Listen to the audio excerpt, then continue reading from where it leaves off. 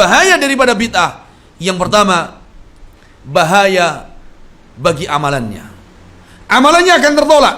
Naam, amalannya tertolak. Karena di antara syarat diterima amal ibadah kita adalah ittiba, mengikuti sunnah, mengikuti contoh Nabi. Dan Nabi SAW mengingatkan, man amila amalan laisa alaihi amruna fahuwa raddun. Yang beramal tanpa contoh Nabi akan ditolak. Yang beramal tanpa contoh Nabi akan ditolak. Dalam riwayat yang lain, man ahdatsa fi amrina hada, orang yang membuat perkara baru dalam urusan kami, dalam urusan agama, maka akan ditolak. Karena tidak ada contoh dari Nabi SAW. Ini berbahaya bagi amalan kita. Sehingga kita menjaga amalan kita agar diterima oleh Allah dengan ittiba dan menjauhi perkara-perkara yang tidak ada contoh dari Nabi. Yang kedua, bahaya bagi pelakunya. Bahaya bagi pelakunya. Naam. Bahaya bagi pelakunya, maka dia akan dihukumi sebagai ahlul bid'ah wal ahwa. Sebagai ahlul bid'ah dan pengekor hawa nafsu. Bagaimana tidak dia dianggap sebagai pengekor hawa nafsu? Karena sudah ada ajaran Nabi, sunnah Nabi, tapi dia lebih mengedepankan nafsunya. Sedangkan nafsu itu mengarah kepada mana? Wan nafsu ammaratun bisu. Inna nafsal ammaratun bisu. Nafsu itu akan mengajak kepada keburukan jika tidak diikat dengan sunnah. Oleh karena itu, ahlul bid'ah, pelaku bid'ah, orang-orang yang mengajarkan bid'ah, maka disebutkan oleh para ulama, mereka orang-orang yang menuduh Nabi SAW berkhianat di dalam menyampaikan risalah. Berat.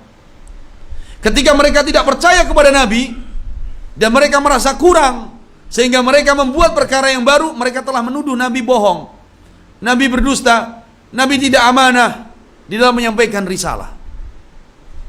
Al-Imam Malik rahimahullah, Imam Daril Hijrah, beliau mengatakan, man ibtada'a fi dinillahi bid'atan faqad za'ama anna Muhammadan sallallahu alaihi wasallam khana risalah. Barang siapa yang melakukan bid'ah, barang siapa membuat bid'ah, satu bid'ah atau bid'ah, faqad za'ama anna Muhammadan khana risalah. Berarti dia telah menuduh bahwa Muhammad berkhianat di dalam menyampaikan risalah.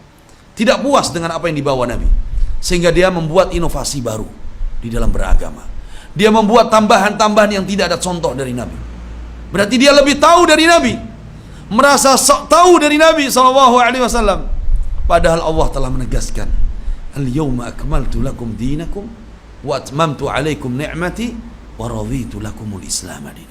Di saat orang Yahudi mereka hasad dengan ayat ini, mereka berharap ayat ini turun pada mereka, tapi ayat ini diturunkan kepada Nabi dan kepada umat Nabi. Ahlul bidah merasa tidak puas dengan ayat ini. Mereka membuat urusan baru dalam agama. Mereka menambah-nambah yang tidak ada contoh dari Nabi SAW. Oleh karena itu, mencukupkan dengan sunnah Nabi SAW dan menjauhi perkara-perkara yang baru ini adalah jalan keselamatan. Keselamatan di dunia, keselamatan di akhirat kita. Kemudian pelaku bid'ah ini akan dihinakan oleh Allah dan Rasulnya. Dihinakan oleh Allah karena mereka tidak puas. Mereka merasa lebih pintar, dihinakan oleh Allah. Dan tadi janji Allah, janji Nabi SAW, wa ju'ila dhullu ala man khalafa amri. Akan dijadikan hina orang-orang yang menyelisih sunnah. Bukan sekedar menyelisih meninggalkan sunnah, tapi menyelisihi sunnah adalah apa? Jauh dari sunnah, dan dia membuat apa? Perkara yang baru dalam agama. Nah, ini yang membedakan umat hari ini dengan umat-umat generasi awal.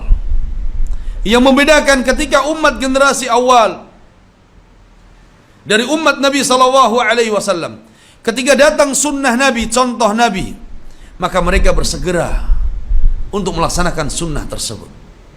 Tapi umat-umat hari ini, ketika ada sunnah Nabi, mereka menjadi meremehkan sunnah Nabi, dan mereka memiliki anggapan bahwa itu hanya sekedar sunnah, Ini yang membedakan semangat tamasuk, semangat ittiba antara generasi pertama terdahulu dari kalangan para sahabat Nabi SAW dengan generasi hari ini, kecuali yang dirahmati oleh Allah Azza wa Jalla. Oleh karena itu, kita memohon kepada Allah Azza wa Jalla, mudah-mudahan kita semua dijadikan sebagai ahli sunnah yang hak, ahli sunnah yang sebenarnya, ahli sunnah yang menghidupkan sunnah di dalam ibadah kita dan muamalah kita. Dan kita semua dijauhkan oleh Allah dari berbagai bid'ah-bid'ah, dari berbagai syubhat-syubhat dan fitnah-fitnah. Kita memohon kepada Allah agar kita diberikan istiqamah di atas tauhid dan sunnah Nabi sallallahu alaihi wasallam. Hadza wallahu a'lam.